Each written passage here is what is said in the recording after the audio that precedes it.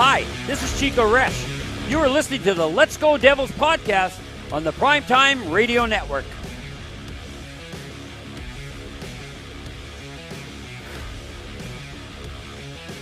Happy Devils Wednesday. This is Devils After Dark, coming to you live from the Primetime Radio studios here in beautiful New Jersey, in the bunker, hiding actually, and at Scotty's beautiful mansion in Beverly Hills, California, the most expensive, most sought-after real estate in California. Oh, yeah. Yeah. Streaming live on Facebook Live, YouTube Live, Twitter Live, and Twitch on the Let's Go Devils Network. Devils dropping Game 1, Round 2 to the Carolina Hurricanes with the magic number of 5-1. Where have you heard that before? Oh, I don't know. Is that how the Devils do their scouting report by, apparently. I think that's first game just to see how they match up? I think that's what it is, so the coaching staff can figure out the proper game plan. Yeah. For the team, but yeah, where have we heard that before? And missed penalties galore. Where have we heard that situation before? Not clearing the puck. Turnovers. Now not only do we have Chris Chelios calling out the officials, we have PK Subban calling out the officials, and today, that's right, former Ranger Ryan Callahan calling out the officials. Something might be amiss there, but that's just my opinion. Who am I? Just a fan, that's all. Someone watching the game with their eyes open, which apparently the officials are not. They are not, Sam Wu. They're going contactless, I guess. Let me go into at Scouting the Refs. Scouting the refs. Yeah, because I think it was it Ray Ferraro was like, yeah, and then the refs the officials get a report card, and it's the best of the best here in the playoffs each round. Yeah. You know where I get my information from about the refs? Go to at Scouting the Refs on Twitter. Well, they ain't going to have a good one after this. And I'll tell you this, it wasn't only the Devils. I mean, this game started off with 2 phantom tripping calls. One against I think it was Burns, right? When Kevin Ball went down, the Devils got a penalty. And then Haula got the phantom trip not too long after that. And the high stick to Jack Hughes, which cut him, which should have been, woo! I was just about to do that. The super chat. It's Reap. It's Reap. Very After nice. this loss, we are destined to lose every game 5-1 this playoff year. But in the end, Devils in 6. LFGD. Yeah, you know what? I was actually cheering for that empty net goal. I was actually I kind of was as well. Yeah. I'm like, I hope it gets to 5-1. We got him where we want him right now. Exactly. We got him where we want him. Yeah. Yeah, because, Ryan McGill and Andrew Burnett, they're going to go back to the analytics people are like, all right, they put up 5 goals. What does scouting say? Well, you got to protect the puck a little bit. Maybe play a little physical, and use your speed. And we're just Ray Ford Fusion. We're just keeping Akira Schmid humble right now. Honest. We will see. Yeah, we will see. But there was plenty of missed calls tonight, which were, pretty bad. The Jack Hughes high stick, which cut him, which drew blood, happened while the Devils were on the power play. Now, we know the Devils haven't been so successful against the Carolina Hurricanes on the PP this year, but a 5-on-3 is a different story. Yeah. And a 5-on-3 with one of those penalties being a 4-minute double minor is an even bigger different story right there. And let's not forget that one of the missed penalties on Martinook, who ripped Jonas Siegenthaler's helmet off in the scrum, directly led to the Carolina Hurricanes. Was that their second goal? Was it the second goal or the third goal? I think it was the third goal. Yeah, the one that Stone Cold Akira Schmid got pulled on. So a little bit of a Bush League play, but I guess in the playoffs if he can get away with it. And, hey, if you're playing the Devils, apparently you can get away with anything because the officials are looking the other direction still at this point.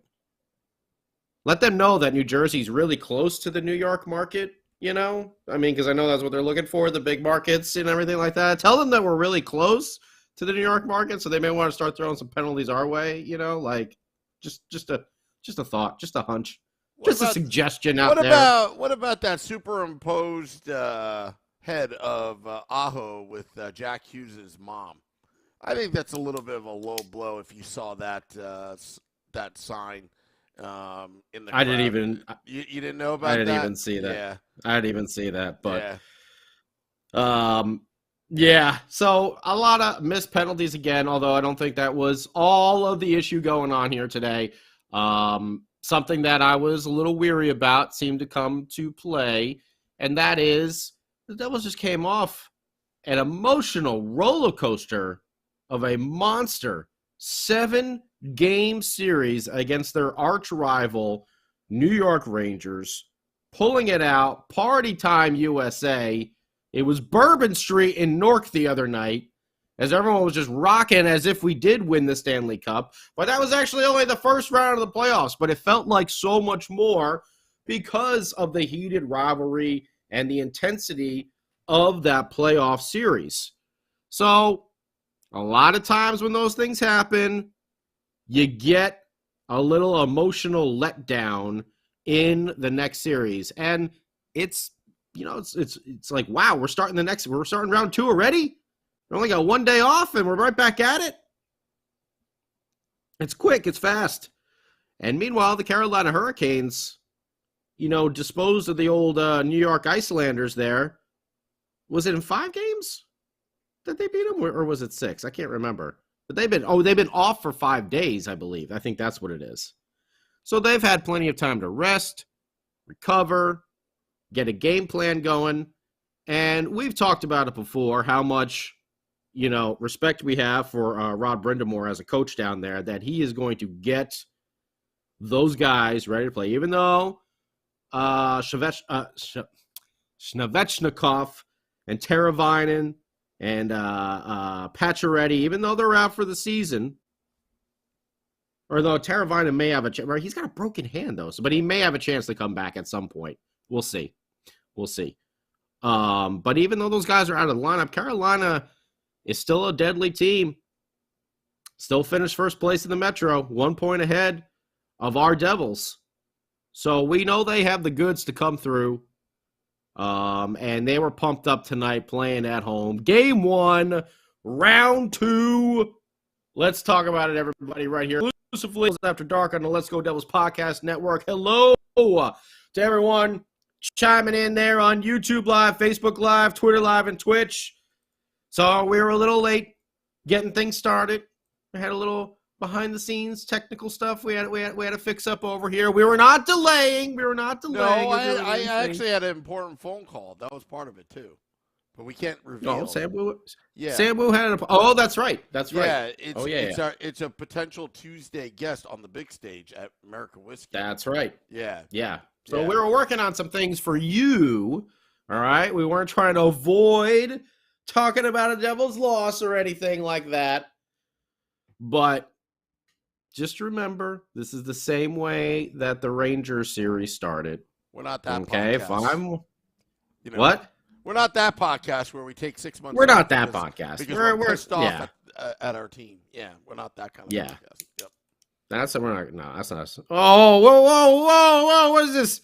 Steven Engel, Devils and Sixers. Steven, are you allowed? Are you allowed to do that now?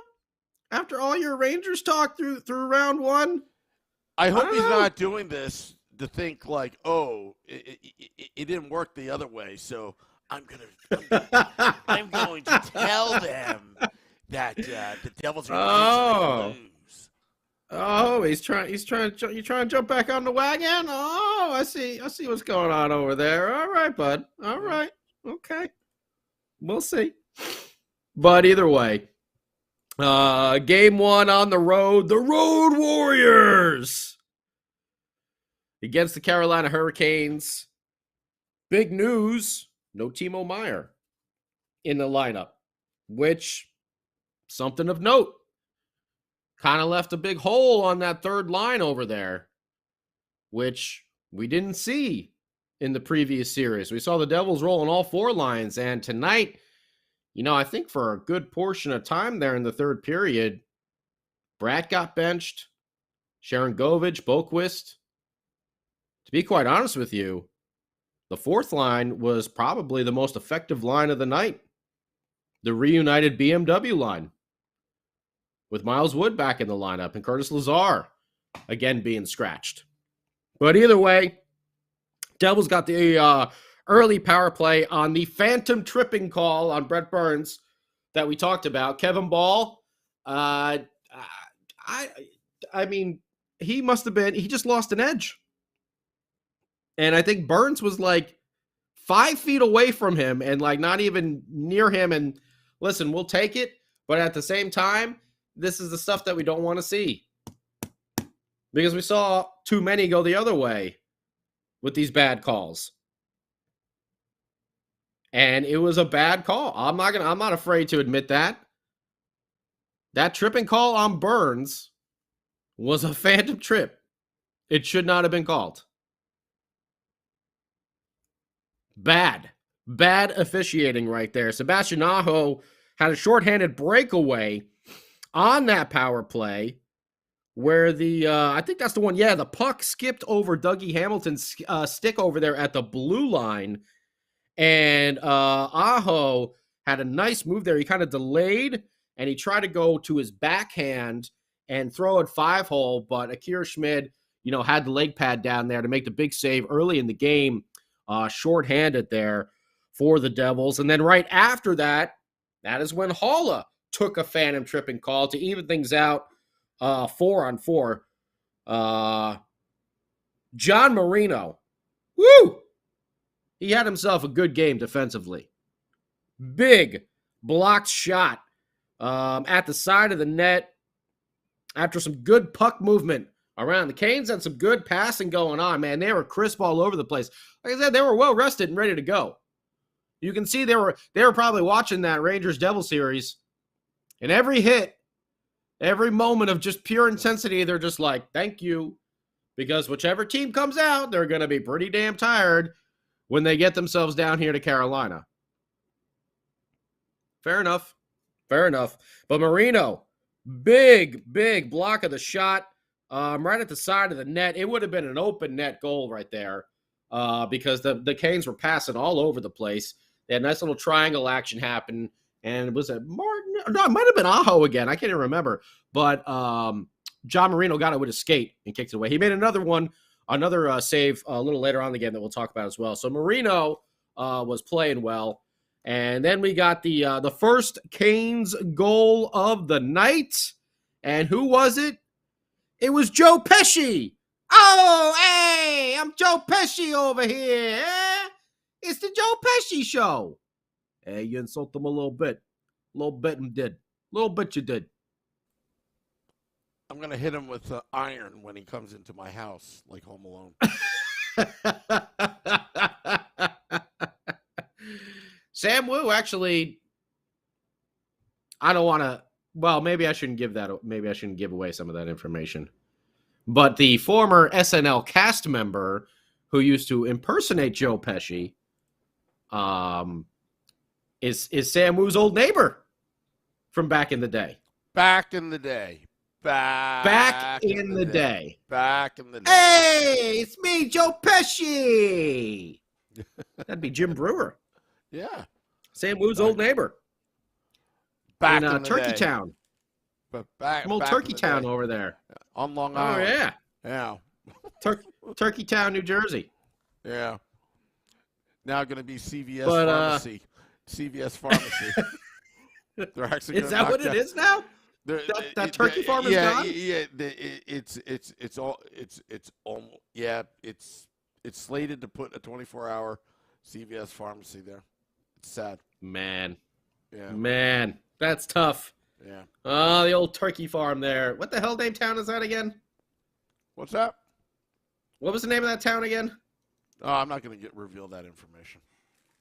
Yeah, everyone knows the damn turkey town. What is it? Chester, that's what it was. Yes. That's what it was. Man, I'm not giving away your street address or anything like that. Yeah, I don't think everybody people knows where Brewer lives. Or Oh. lived. Lived. Yeah, lived in the past tense. Yeah. Everyone's going to be searching the streets of Chester now for Sam Wu. They're like, I need a picture with my morning woo.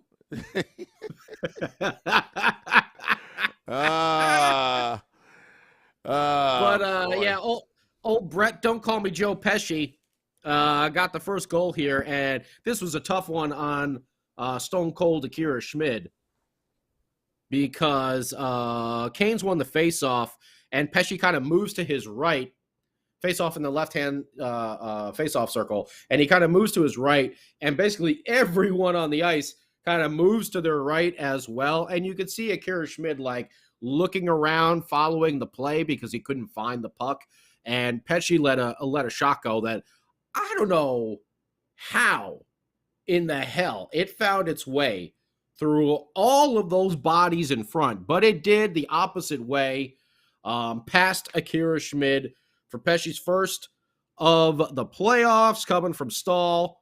Playoffs at 9:41 of the first period. Carolina up 1-0. And then it was about 5 minutes later after that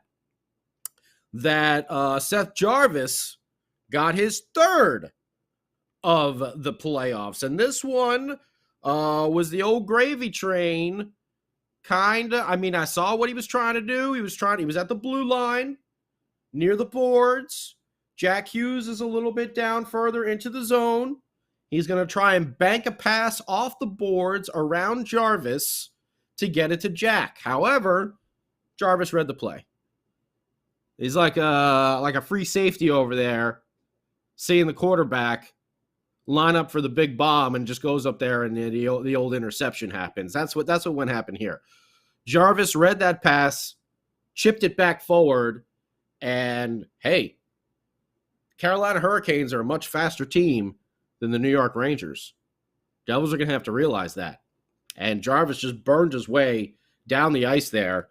No way the gravy train was going to catch up with them. It turned into a 2-on-1, but Jarvis just took the shot himself, and damn, it was a nice shot. Kissed it off the side of the post and in.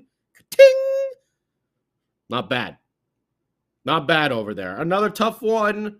Maybe you'd like to see Akira Schmid make that save. It was a hard one to put on the goaltender. However, I will say this. I did notice Akira was a little bit further back in his crease today. We've noticed him playing the angles. He seems to always be right at that top of the crease line, all the time. But especially on that goal, if you go back and watch it, he was farther back in the crease. And so obviously, when that happens, the angles are a little bit better for the forward. And not on the side of the goaltender right there. So a tough one to put on Akira because it was also a 2-on-1. I don't remember who was on the other side of the ice there for the Canes. But Seth Jarvis used his speed, came up the ice, and man, he rifled one. Top shot, like I said, it just kissed off the side of the post and boop, right in there. Canes up 2-0 at 14:43 of the first period. And then the fourth line, for the Devils kind of got themselves a little bit, sustained pressure going on. Mikey McLeod tried the same backhand move, the in slow motion, the Matrix or I'm in a Zack Snyder movie type of slow backhand move. But this time the Carolina Hurricanes were all over him and it didn't get to net. The Devils only had one shot on goal in the first period. And it was a little dump in. That was kind of tricky. But it was a that just bounced right in on Anderson from Nathan Bastian. That's not good. That's not good. It looked to me like, the Devils were not using their speed. But I wrote it down here. This looks like regular season Devils. Not the playoff Devils. Remember in the regular season, they would come out and sometimes they would have those atrocious first periods where they would kind of look like they were half asleep a little bit. And then the second period would come on and they're like, whoa, we woke up. It seemed like a little bit of those regular season Devils. And I don't know if it was just me, but the defensive structure that we saw against the Rangers, they weren't holding that as steady and as solid as they were against the Canes. Now, that could also be the Carolina Hurricanes using their speed and their game plan. So Lindy and the coaching staff really have to go and look at some tape, and they got to do it fast because we're back at it on Friday night. But they got to come up with the right game plan to counter what the Carolina Hurricanes are doing. And again, this could also be the Devils just finished off a 7-game series, a hard-fought, hugely emotional 7-game series.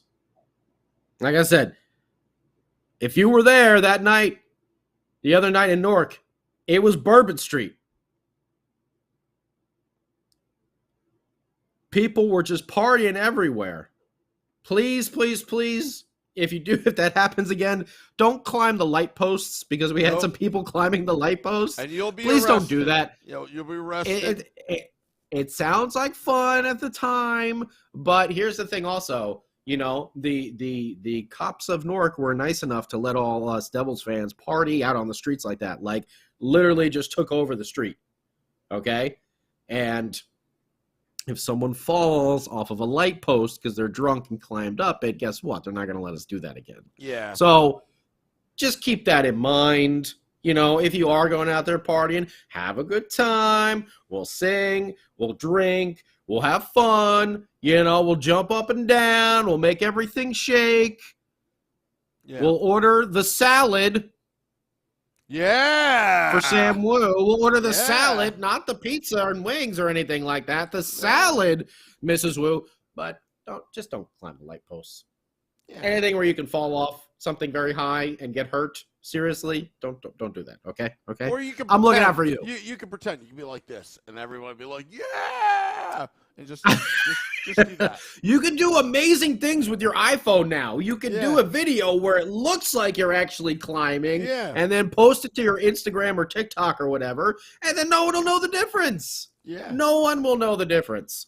But we want everyone to be safe out there. Yeah. Even though we were all having a good time.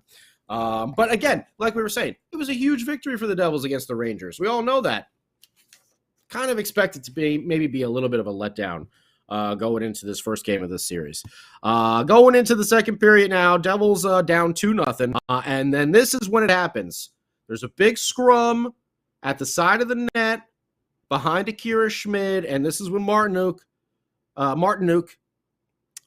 pulled his bush league and pulled the helmet off of Jonas Siegenthaler. Now, the rule is when you're involved in the play, you can stay out there without your helmet. However, as soon as the puck kind of moves away from you a little bit, you need to go to the bench and have it and be replaced by a player.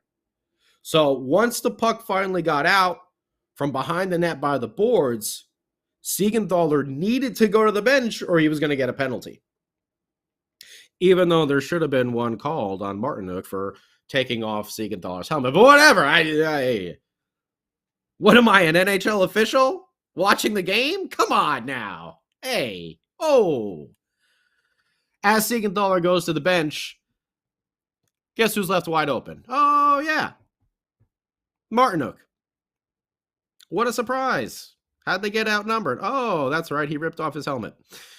So he throws it to the net, and Kokanemi, I think I said it right. I was practicing it. You know what's funny? I practice all these names before we go on, and then as soon as the camera turns on, I forget how to pronounce everybody's name. Kokanemi. Whatever. He got I will say, it was a really nice tip. Martinook threw it towards the net. It was elevated off the ice, and he just kind of batted it in. Dawson Mercer was there at the side too, and he got his stick around. He was kind of behind the goal line a little bit, if I'm remembering correctly, and he just kind of batted it in. Nice little tip action over there. That was all Lindy had to see. He said, Akira Schmid, come on out. Vitek, you're going in. And I don't know if this was a indictment of Akira's play or more of a, we need to shake this up, boys, and you guys need to wake up. And we've seen Lindy do this before in the past. We've seen him shuffle the lines all year long, but we have also seen him pull a goaltender, when you're like, it wasn't really his fault on all these. Maybe the second goal, like we said, he was a little farther back in his crease, but that first one, I don't know how Joe Pesci got that shot through all that maze of traffic over there. Okay. And this one, Devils are outnumbered because Martinook rips the helmet of Siegenthaler off. So tough over there, but Vanacek comes in, and then Devils kind of get a little something going over there. By the way, the Koki Anemi almost got it. I was that close. Yeah, you insult him a little bit. A little bit you did with your terrible pronunciations of his name over there. Koki Anemi. I'm getting there. Anyway, that was at 1:55 of the second period. At 5:02 of the second period, Big Bast gets on the board with his first goal of the year. That's right, Nathan Bastian, the reunited BMW line, most effective line of the night for the New Jersey Devils. If they did find one mismatch this evening, it's the Devils' fourth line against the Carolina Hurricanes' fourth line. No comparison there. They were pinning them in all night long. And this started with a long pass up to Miles Wood, who was at the blue line of the offensive zone. And he kind of got stood up there by one of the Canes defensemen. And the puck shoots back to Mikey McLeod, who's there at center ice. Now, at this time, when the long pass was coming, Nathan Bastian was coming off the bench for a line change. So he made like this little like whoop, and he had all this momentum going towards the offensive zone. When the puck comes back to Mikey, he sees Bastian and he hits him in stride. And he goes right in one-on-one with the goaltender, Anderson. And he makes a quick little move, puts it to his forehand, and flip, just chips it up nice and high past Anderson for his first of the playoffs. Nathan Bastian coming from Mikey McLeod, his second assist of the playoffs at 5:02 of the second period. Carolina up 3-1. After that, man, there was another massive scrum in front of the Canes net. You can see the Devils were kind of waking up a little bit here. They started getting more shots on goal. They started creating more opportunities. And they had like 2 or 3 good chances. Kevin Ball had a couple shots. It was the Nico Hischier line with Thomas Tatar. And I think at that point, Jesper Bratt was still on it. Mercer had switched, I think, in the third period. But they got a bunch of good chances there. Dougie missed the net on one. Kevin Ball got 2 in. And then during the intermission, the Devils got credited with 2 extra shots during that scrum. Because, I mean, they had the Canes pinned in there for quite some time. However, they didn't convert. And then John Marino saves the day once again with a great stick check, a little poke. As I don't remember who it was. I can't remember who it was on Carolina. But they were coming around the net trying to do a little wraparound. And it looked like they were going to be able to put the puck in the net. And John Marino, boom, extends that stick out and says, "Oh, no, that bad boy is not going in my net." And he meets the puck just at the post there. And he's able to keep the puck from going in. Excellent, excellent play by John Marino. And, you know, we've said that all playoffs long here about John, just playing, you know, top of his game. Really, top of his game. After that, Nico Hischier took a delay of game, a penalty. This one was correct. Nico tried to clear it off the glass. He just missed, and it just went over the top. Delay a game there. The Canes got 2 really nice opportunities here. One, again, some more pretty puck movement. The passes, man, for Carolina, they were just crisscrossing everywhere, getting that triangle set up. And there was one where Sebastian Aho eventually got it alone. He was on the near side of the ice there, and he put one off the post. But I got to give Vitek Vanacek credit for this one, because unlike Akira Schmid earlier when he was kind of deep in his crease, Vitek was right out at the top, and he came diving across, and he really, if you look at the replay, man, he took up like the entire angle and all the shot, space on that goal. And Aho put it off the outside of the post. I really kind of feel like he was lucky to even get the post. That's how well, like, Vitek got over to cut down on those angles. And even had his glove ready, kind of like already up in the air, ready to kind of defend a high shot.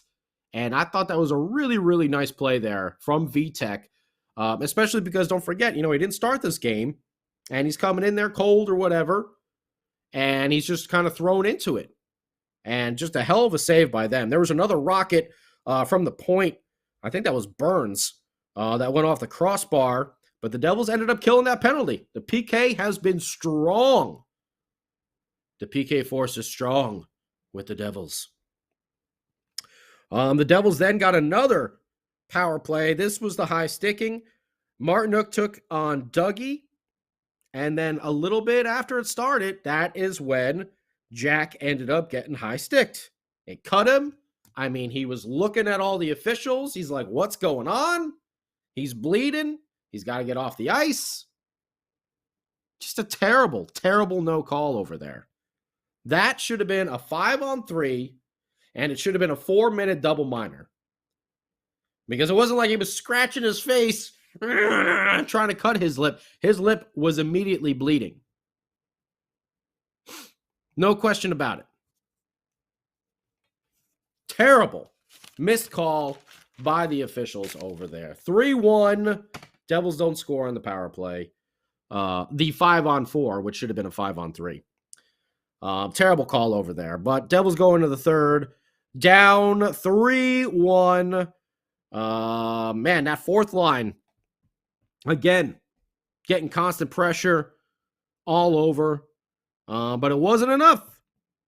It wasn't enough.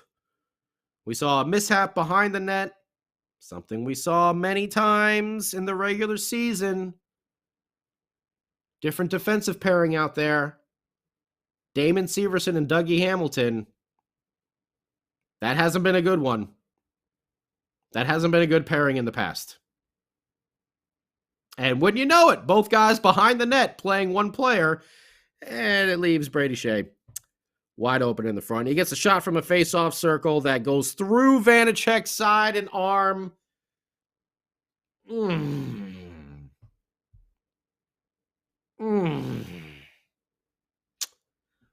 that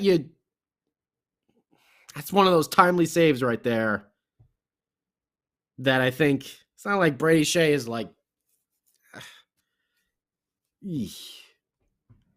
that's one you want back. Through the arm. Just squeeze a little bit tighter there, VTech. A little bit tighter. That's one I think you want back. That puts the Canes up 4-1. It was at 10-17 of the third period, and, that's when me and Sam Wu both started thinking, well, I hope they get an empty net goal at the end, so it's 5-1, so we just, stay on pace with everything else that's been going on through this playoff so far. And wouldn't you know what they do? Jesper Fast at 16:44 gets the empty net goal. Lindy Ruff, pulls the goaltender, pulls Vanecek there pretty early. I got no problem with that move over there. Lindy's trying to create some offense, trying to get something going. It really felt like in the third period that the Devils were going to get a goal. They were putting the pressure on Carolina. They really were. And again, it was that fourth line that was coming through. Lindy benched Bratt, Boquist, and Sharon Govich for, I'd say, maybe like the first 10 minutes of the third period. Jesper Bratt also missed the net on a pretty good opportunity after that, after it was 4-1. He did get back out on a line with Nico for a little while. And still, now 8 games into the playoffs, Jesper Bratt, Nico Hischier, Timo Meier, even though he didn't play tonight, none of these guys have goals. That's a bit of a problem. You can point to Nico having 5 straight games with an assist. That ended tonight. I know he's playing hard. He looks good out there. He's playing in all situations. He's winning faceoffs. He's doing the penalty kill and stuff like that. But we also need him to put the puck in the net. I feel there is a difference between the way Nico is playing and the way Jesper is playing. Jesper looks a little lost out there. Bratt looks a little lost. Nico, you see the hustle. Bratt he fell down a bunch of times. I don't know what is going on with his skating. He looks a little lost out there. I'm not sure why. Nico just looks like he's getting a little snake bitten, like he can't buy a goal over here, but he's getting really good opportunities. He's getting some assists. It's not affecting him in the face-off circle or in his defensive responsibilities or his PK play.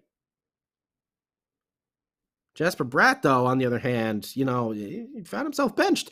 And I will say this. Let's go back. Let's rewind to about a season and a half ago. Jesper Bratt got benched by Lindy Ruff, and what happened? Kapoo! He took off. We know Lindy has had his finger on the pulse of this team since the get-go. Even though many of us wanted him fired many times, it was the right move to stick with him. Because he's like old grandpa there with the grandkids. And they all love him and respect him. And let's hope that he's pushing the right buttons there with Jesper Bratt. Miles Wood didn't take any stupid penalties. Nice to see. He learned. We're getting scratched for 4 games. So let's see what happens here in game 2. I'm expecting a much better Devils performance. Not really so surprised at this outcome, just given the weight of the previous series, the short amount of time between them, preparation, rest, lacking thereof, and the amount of time that the Carolina Hurricanes had in between their series. And you can't blame them for that. They wrapped it up. So good for them. But now they got hit. The getting up is going to be up to them. And this coaching staff and this team has shown us throughout the season, being the comeback kids, and they showed us in this last playoff series when everyone said they were DOA, down 2-0, losing 2 games at home, and they went out on the road and took 2 back. So don't be too upset just yet. This team has a knack for doing things like this. I think they need a little rest, a little better game planning, some more preparation time. And they probably needed to get that, that thrill of winning the previous series a little bit out of their system. Like we said, that was almost like winning the cup, beating the Rangers in 7 like that. It means a lot to us fans, but those players on the ice, they know what that rivalry is all about as well. Friday night, I think we'll see a different Devils team out there. Because they're used to playing the Rangers now. And the Rangers are a much different team than the Carolina Hurricanes. Hurricanes are much faster. They have better defensive structure.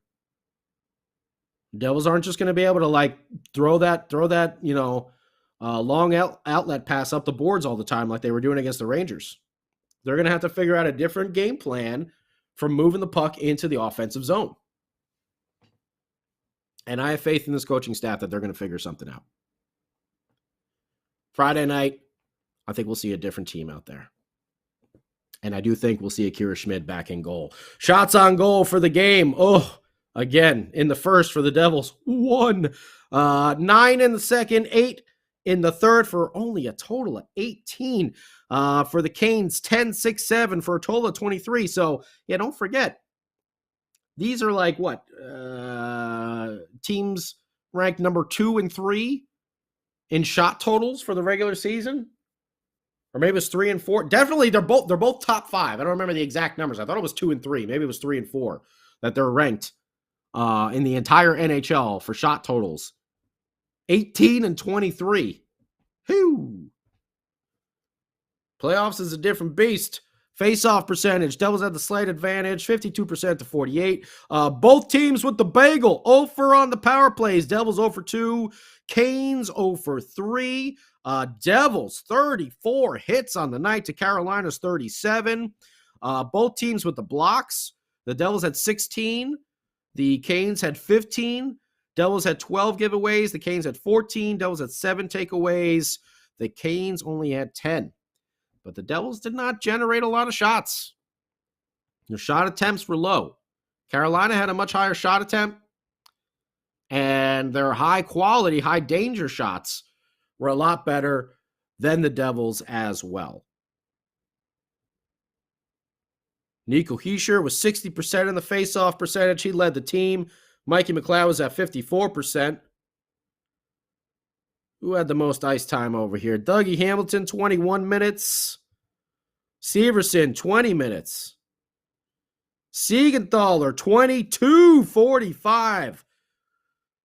Siegs leads the team in ice time.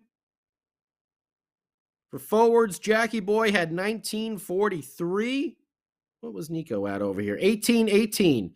Bastion. That's a Nathan Bastion.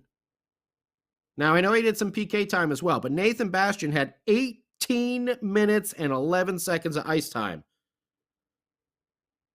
That should tell you something about how that line was played. Mikey McLeod, 18, 17. Where's Miles Wood? Over here. I want to get Miles Wood. 13:30 of ice time. Jesper Bratt had 16:14. Boquist and Sharon Govich, 6 minutes and 7 minutes. That third line, without Timo Meier,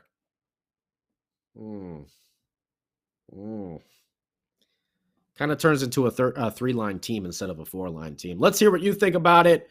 Devils lose 5-1. Game 1, round 2, down there in Carolina. YouTube Live, Facebook Live, Twitter Live, and Twitch. But first, we want to go to the man who is not on your screen right now if you're watching this. On the old interwebs, there he is. From the not-so-frozen tundra of New Jersey, the greatest heel in the history of hockey Twitter, and the king of the football calls himself Sam, by God, woo. What do you make of this game tonight, Sam? Well, here's my spin on it. Carolina was supposed to win this first game. They have home ice advantage. You can easily just, okay, we lost. Come back Friday. You could still steal home ice from Carolina with game 2 and bring it back to the Rock. So Carolina drew first blood. I'm not going to read too much into this game other than they had rest. The Devils were working on, were coming off the high of the Game 7. I know that Florida beat Toronto after beating the Bruins, and I know the Kraken. Yeah, but that's the Maple Leafs. That's different. The Kraken beating the Dallas Stars. The Stars. That was nuts. Yeah. So, but Carolina, I think honestly, the two teams that are playing right now in this series, the Carolina Hurricanes and the New Jersey Devils, they may be the best teams left in the entire NHL. Because think about it, Boston's out, and, in the West, with Colorado out, and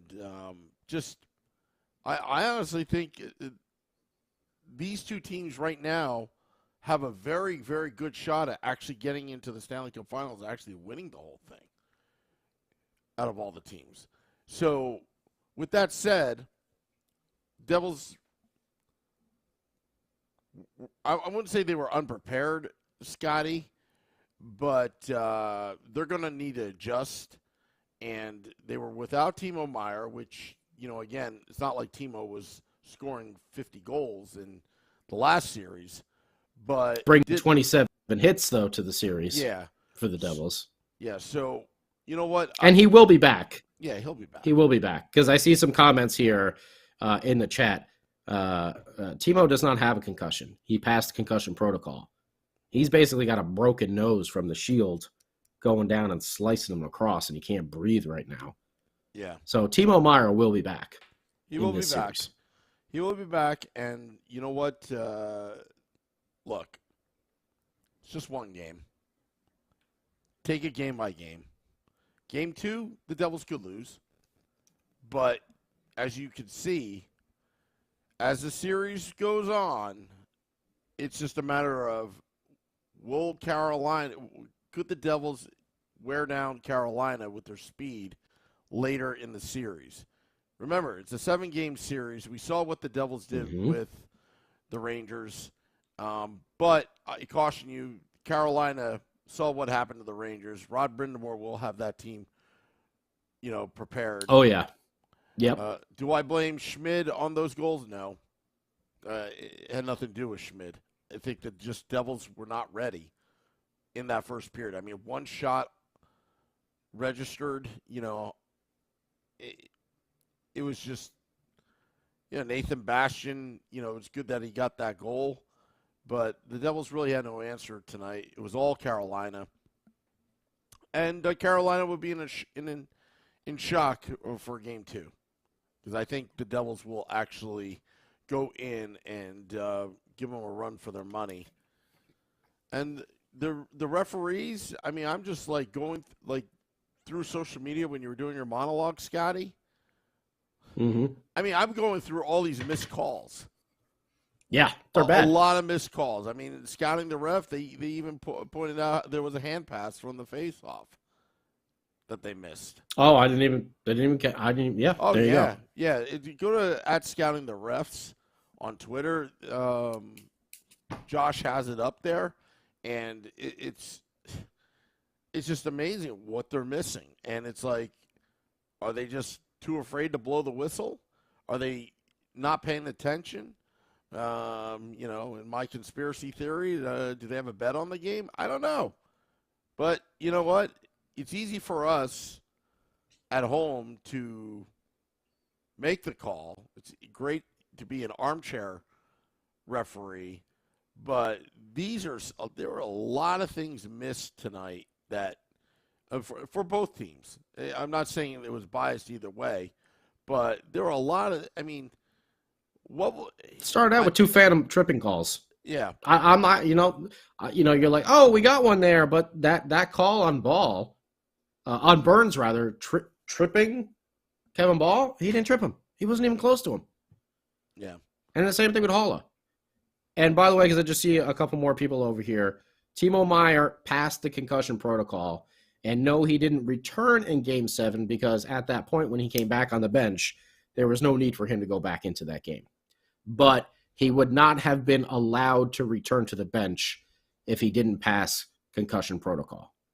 He would have had to have stayed in the locker room. He would not have been allowed to go back on the bench. And he would not be allowed to practice or anything. Yeah, and he practiced it. Yeah, so it's just his nose is swollen to hell. And Ray Hugo, we won't call him Ferrari, Ray Hugo today even made a mention of it too, about having his nose busted a bunch of times and then trying to play the next night and just having it being so amazingly difficult to breathe like that, So Timo will be back though, but he passed the concussion protocol and everything's okay. Yeah. Sorry, Sam. I didn't mean to cut you off there. Sorry. No. But you know what? It's it shows his toughness. He was able to get back to the bench. It was just the coaches didn't put him in because there was no need, right? So he was willing to play. Yeah. But I think that's a safe play. I mean, I think safety comes first. If he can't really breathe, it's 3-0 at that point. Yeah. Yeah. No need. Yeah. So, let's see here. Des breaking the ice again for any. Sorry, I'm just reading out some comments, but honestly, Scotty, I'm not going to lose sleep over it. Because tomorrow morning when I do the morning woo, I'll be all chipper again. Because, again, it's kind of like baseball where, you could give up 17 runs in one game, but you know what? The next day, you're on a clean slate. So, basically, the Hurricanes drew blood. The first, they got the first one. But the Devils have to, if they repeat a performance of Game 2 again, it's going to get awfully difficult because the Carolina Hurricanes are a much better team than the New York Rangers. Agreed. And we're going to leave that up to the coaching staff. They're going to have to figure out a better game plan here. Obviously, the same game plan that they used against the Rangers is not going to work against Carolina. Carolina's just going to. They were fast. Yeah, dude, they're much faster, and they just come at you at all times. They don't stop, much like the Devils were doing to the Rangers. The Devils were not stopping. They were just attack. The Carolina plays that same exact game. So they got to figure out how to counter that. And I have faith in this coaching staff that they're going to come up with something. It's puck possession, Scotty. I mean, when they beat Carolina in the regular season, they had the puck in their zone, and they've got to protect the puck too. I mean, there were a lot of turnovers in this game, and credit the Carolina Hurricanes putting on the full court press, so to speak, an analogy, but, again, if you want to go head-to-head with the Carolina Hurricanes, you got to do the same exact thing and put them on their heels because, they too are vulnerable to it. So, again, they had the more energy. They were well rested, all that. But you know what? Come Friday, the Devils have to pin them in their own zone and get these pucks on net. I mean, one shot is not going to do it. Yeah, they got to swarm it up. No, they got to swarm it up. That's what they got to do. Yeah. And listen, if they can come out of Carolina with a split, that's a big win over there. Oh yeah, I mean that's a still big available. Win. Yeah, that's still available. You accomplish the same thing, and then you would bring the momentum back to the Rock if you win Game 2 on that Sunday, 3:30 p.m. Eastern start, which we're tentatively scheduled on the big stage for both Game Day Live and Devils After Dark for the first time. So, can't wait. It's going to be exciting. And it looks like our man Max is going to make the drive down to Carolina from Boston. Max, you are a trooper, buddy. It's actually cheaper. Whew. I think it's actually cheaper if you're able to score a ticket in Carolina with gas and all that and then going back and forth. It's actually cheaper to get a ticket in Carolina than New Jersey. I wouldn't be surprised. And Philip Marone, yes, Siegenthaler would have received a penalty if he didn't leave the ice. But Martinook should have received a penalty to begin with because he's the one who ripped his helmet off. Again, it's like, in that situation, it's almost better just to take the penalty if I was Siegenthaler than to leave your goalie wide open. You know what I mean? It's kind of – I'm not saying Siegenthaler did anything wrong. I'm just saying it's like the rule is kind of – I understand why they're doing that rule. But you know what? For something like that, if the helmet was taken off by an opposing player, then it should be blown dead. But it takes a referee paying attention to do that. Yeah, they would have to actually know what's going on in the game. So, at this point, like we can only ask so much, Sam Wu. Come on. We can only ask so much. You know what? At this point, Scotty, I'd be willing to just outsource to AI software to referee these games because these refs are that bad. Can we get like Chat GPT or whatever it's called officials? Yeah. Like on ESPN. On ESPN, when they make the call, they go to an AI, an artificial intelligence. Explain this call, Chat REF. But there's also times like why doesn't Toronto call down and be like, "Yo, you missed Jack Hughes getting high sticked right in the face and he's bleeding." Like that's a big penalty to miss. Yeah. Yo, you missed Martinook ripping off Siegenthaler's helmet. That led directly to a goal for Carolina. That's a big penalty to miss. Yeah. Like some of this stuff, like some of those blatant ones like that, it's just like, why doesn't Toronto call down at a stoppage,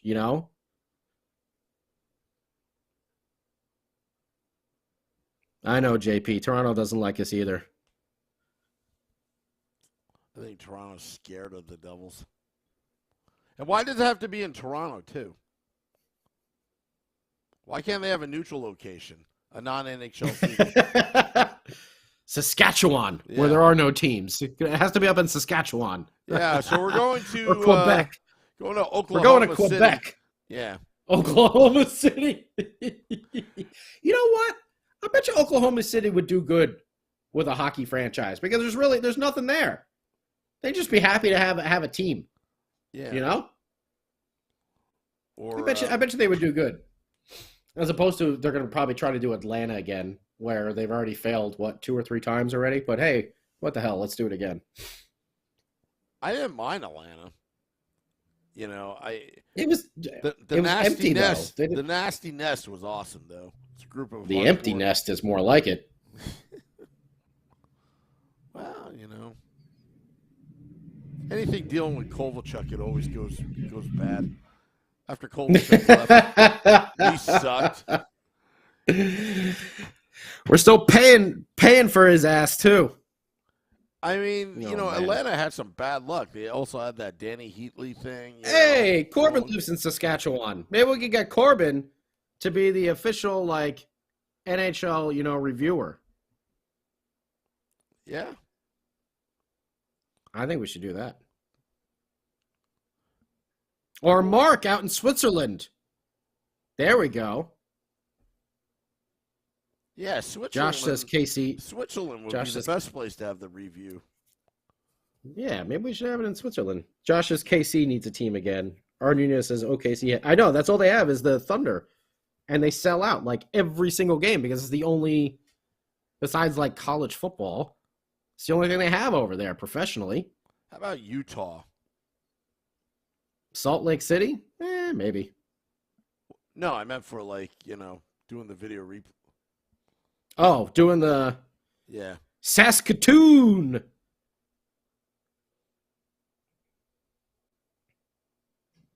$1 million in the whole province. Oh man. Corbin, I think I got 1 million people within a 5-mile radius of me here in LA. So yeah. A little bit more spread out up there. Arnuna says Saskatchewan. What's that? Arnuna says Atlanta lost teams due to ownership issues, not fans. Had nothing to do with the fans, really.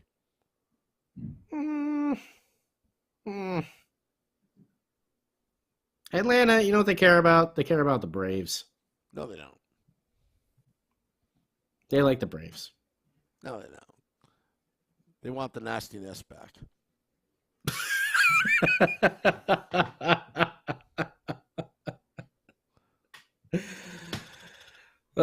That's right. Yeah, it was the Flames and then the old Thrashers. Who did the Thrashers move to?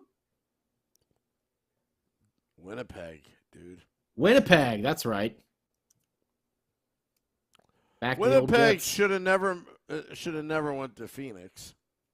No, that should have never happened. But the Canadian dollar was just like crap back in those days. Couldn't compete. But I'm glad they did now because the Peg got their own team back with the name, and we got a heck of a deal out of that Taylor Hall trade. So yeah, that's true. Yeah. That's true. But anyway, we're talking about NHL expansion over here. Right now, I want to focus in on the Devils, focusing in on this series, getting past what they've already accomplished, and realizing they still got more to do over here. And this coaching staff has got to get to it. They got to put the game tape on. They got to start watching that film, and they got to figure out what in the hell that fourth line was doing that worked so well, and how can we get those top lines going, and what would be the deal with Timo Meier? Will he get back in on Friday, or will it be until Sunday when we see Timo again? I'm sure we're going to get an update sometime tomorrow. Our boy Sam Wu over here is going to have a Wake Up with Morning Woo report for everybody. Because Sam loves to stumble out of bed and just start rambling, not realize if he's still half asleep. It's before he has coffee. Mrs. Wu comes in. She's like, what the hell are you talking about? Take the garbage out. Your eggs are getting cold. Take the damn garbage out and shut up. Stop eating the pizza and wings over at American Whiskey. But they are delicious, so it's hard to say no. Cold pizza in the morning? That's disgusting. Oh, I love me some cold pizza in the morning. Yeah. But this Friday, we're going to be back, of course. Game Day Live, Devils After Dark, post-game style, hopefully talking about a Devils victory in Carolina, getting the split That's what we want to talk about, getting the split down there in Carolina before they come back to Jersey on Sunday. And, boy, do we have some good things cooking up for you. We're not going to say anything just yet. But Sam Wu's been working overtime behind the scenes to line up some more guests on the big stage for our Game Day Live on the big stage right outside of American Whiskey. You know, we've already had Chico come by. We've had Arlette come by. We've had Bryce Salvador come by. Who will be next to be up on the big stage right outside of American Whiskey? And don't forget, even if you don't have tickets to the game, you could always come by, hang out with us pregame, go into American Whiskey, order the salad, and, you know, hang out and watch the game there with our boy Sam Wu. Yeah. That's all you have to nice do. Nice little watch party action going on. You never know who may stop by. I mean, we've had celebrities. You never know who may stop by. And I'm telling you now, we're working on some good stuff there for you. Yeah. So keep it locked here, whether you're at the game, find the stage, or whether you're watching from home, pops up on YouTube or Facebook. Because we're going to have some good stuff going on. Yep. All right. Well, I'm going to hit the music. But Devils lose game 1. Don't get too down. Don't get too down. The boys are coming off a very emotional series. Very little rest. Very little time to prep. Now they're going to be in Carolina. They're probably already zonked out at their hotel room because they're tired. And they're going to see a different team come this Friday night. Cinco de Mayo! Yes. All right. Well, I want to thank all those tuning in, dropping the podcast at midnight for your morning commute. I'll see you tomorrow morning on the Morning Woo. I'll roll out of bed, and I'll make you feel all happy for Game 2. That's what Morning Woo does. Yeah. Positivity, folks. We just gave them this game because we know we're going to kick their butts in the end. Till next time, let's go down.